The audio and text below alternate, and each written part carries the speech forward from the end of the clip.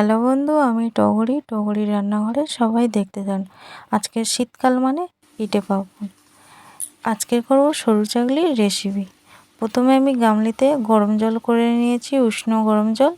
3 বাটি আমি চালের গুঁড়ো, 1 বাটি ময়দা, স্বাদ মতো লবণ দিয়ে দেবো। বিউলির ডাল আমি আগে থেকে বেটে নিয়েছিলাম।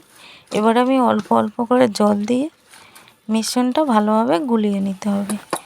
ভালো করে ফাটিয়ে আপনারা চাইলে হাত দিয়েও গুলতে পারেন।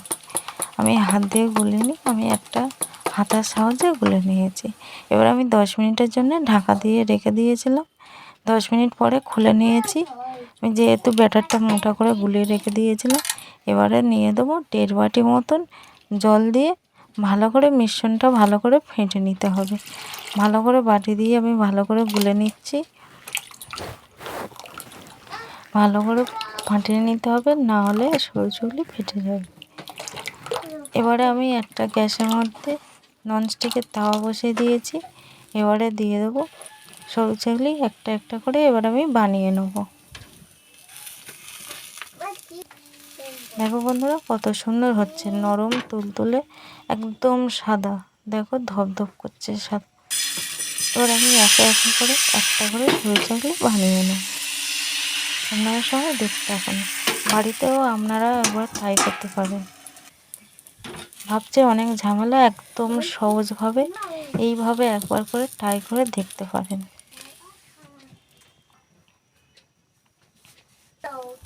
একে একে আমার সরু চাকলিগুলো সব করা বানানো হয়ে গিয়েছে।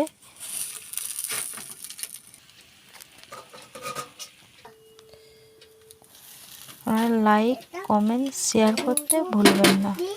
পাশে থাকা বেল আইকনটি প্রেস করতে হবে। একে একে আমার সব সরু চাকলি হয়ে গিয়েছে।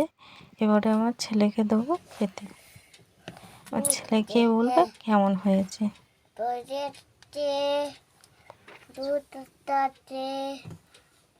আপনারা সবাই ভালো থাকবেন।